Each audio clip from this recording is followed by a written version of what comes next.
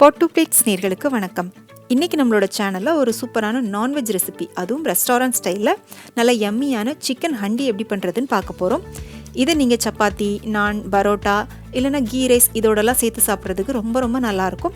இந்த சிக்கன் ஹண்டி பண்றதுக்கு தேவையான பொருள் என்னன்னு கீழே டிஸ்கிரிப்ஷன்ல கொடுத்திருக்கேன். வாங்க இப்போ எப்படி பண்றதுன்னு பார்க்கலாம். முதல்ல 1 டேபிள் ஸ்பூன் அளவுக்கு மல்லி விதை எடுத்துக்கோங்க. அடுத்ததா ஒரு 1/2 டேபிள் ஸ்பூன் சீரகம். இந்த ரெண்டையும் மிக்ஸி ஜார்ல போட்டு கொஞ்சம் ஒன்று பாதியமாக அரைச்சி எடுத்துக்கோங்க. ரொம்ப பவுடராக அரைக்க வேண்டாம், இந்த மாதிரி அரைச்சி எடுத்து தனியாக வச்சுக்கோங்க. ஒரு கடாயில் ஒரு 4 டேபிள் ஸ்பூன் அளவுக்கு எண்ணெய் ஊற்றிக்கோங்க. எண்ணெய் நல்லா சூடானதுக்கப்புறமா ஒரு 3 பெரிய வெங்காயத்தை நல்லா மெல்லிசாக கட் பண்ணி போட்டு வதக்கிக்கோங்க. இந்த வெங்காயம் நல்லா ப்ரௌன் கலராக வர்றது வரை எண்ணெயில் போட்டு வதக்கிக்கோங்க. கிட்டத்தட்ட ஒரு 10 நிமிஷமாவது ஆகும். இந்த அளவுக்கு நல்லா ப்ரௌன் கலரில் வந்ததும் எண்ணெயிலேருந்து எடுத்துருங்க. இதுக்கு மேலே நீங்கள் எண்ணெயில் விட்டீங்க அப்படின்னா கருகிடும். அப்புறம் நம்ம செய்ய போகிற அந்த கிரேவியோட டேஸ்ட்டே மாறிடும். அதனால் ரொம்ப கவனமாக பார்த்து எடுத்துக்கோங்க. இப்போ வெங்காயம் வதக்கின அதே எண்ணெயில் ஒரு 6-7 பல் பூண்டை நல்லா பொடியாக கட் பண்ணி போட்டுக்கோங்க. பூண்டு கொஞ்சம் நல்லா வதங்கி வந்ததுக்கப்புறமா இதோட 1 டேபிள் ஸ்பூன் அளவுக்கு இஞ்சி பூண்டு விழுது போட்டுக்கோங்க. இஞ்சி பூண்டோட பச்சை வாசனை போக நல்லா வதக்கி விட்டுக்கோங்க.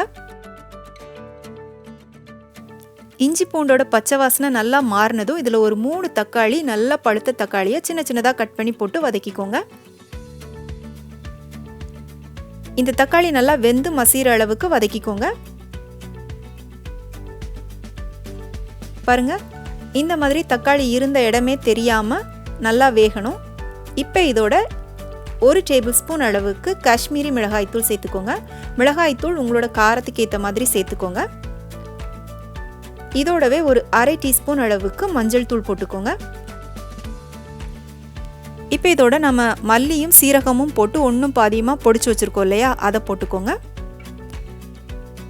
அடுத்ததாக 1 டீஸ்பூன் அளவுக்கு கரம் மசாலா தூள் சேர்த்துக்கோங்க.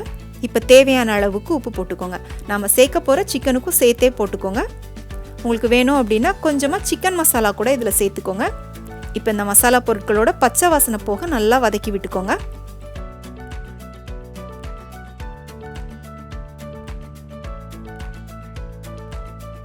நம்ம சேர்த்துருக்கிற மசாலா பொருட்களோட பச்சை வாசனைலாம் நல்லா மாறி இந்த மாதிரி கொஞ்சம் எண்ணெய் கசிஞ்சு வந்ததுக்கப்புறமா இதில் சிக்கன் சேர்த்துக்கலாம். நான் இன்னைக்கு இதில் 1 கிலோ அளவுக்கு சிக்கன் போட்டிருக்கேன். சிக்கனை நல்லா கழுவி சுத்தம் பண்ணி எடுத்துகிட்டு போட்டுக்கோங்க.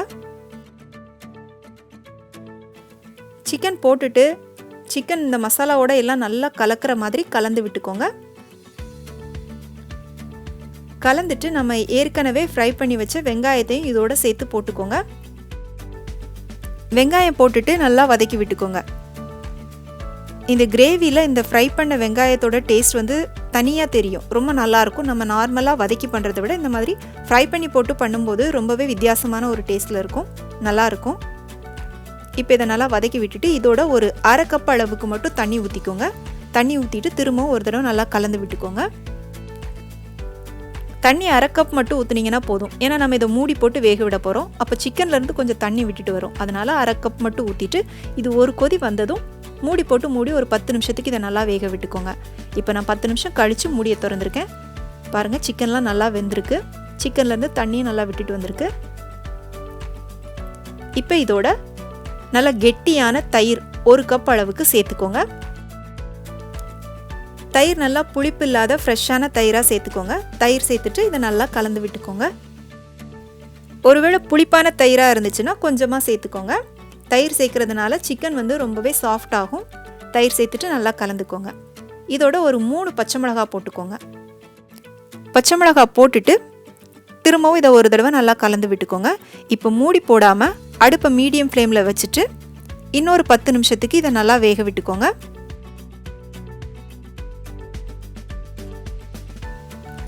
இப்போ 10 நிமிஷம் ஆயிடுச்சு. பாருங்கள், சுற்றி நல்லா எண்ணெய் பிரிஞ்சு வந்திருக்கு. இப்போ இதில் ஒரு 2 டேபிள் ஸ்பூன் அளவுக்கு ஃப்ரெஷ் க்ரீம் சேர்த்துக்கோங்க. க்ரீம் இல்லை அப்படின்னா ஒரு 1/4 கப் அளவுக்கு பால் சேர்த்துக்கோங்க. இதோட கொஞ்சமாக கசூரி மேத்தி போட்டுட்டு நல்லா கலந்து விட்டுக்கோங்க.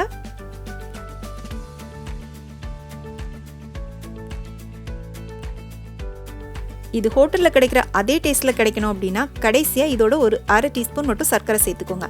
இது ஆப்ஷனல் தான். இது நம்ம இந்த கிரேவியில் சேர்த்துருக்கிற காரம், புளிப்பு இது எல்லாத்தோட டேஸ்ட்டையும் நல்லா பேலன்ஸ் பண்ணி கொடுக்கும். சேர்த்துட்டு நல்லா கலந்து விட்டுக்கோங்க. இப்போ நம்மளுடைய சூப்பரான சிக்கன் ஹண்டி தயாராகிடுச்சு. இந்த ரெசிபி உங்கள் எல்லாருக்கும் ரொம்ப பிடிச்சிருக்குன்னு நம்புகிறேன். உங்கள் வீட்டில் இதை ட்ரை பண்ணி பார்த்துட்டு எப்படி இருந்துச்சுன்னு உங்களுடைய கருத்துக்களை எனக்கு மறக்காமல் கீழே கமெண்ட் செக்ஷனில் சொல்லுங்கள். பிடிச்சிருந்தா உங்கள் ஃப்ரெண்ட்ஸுக்கும் ஷேர் பண்ணுங்கள், லைக் பண்ணுங்கள், மறக்காமல் சேனலுக்கு சப்ஸ்கிரைப் பண்ணுங்கள். மீண்டும் வேறொரு ரெசிபியோடு சந்திக்கிறேன். நன்றி, வணக்கம்.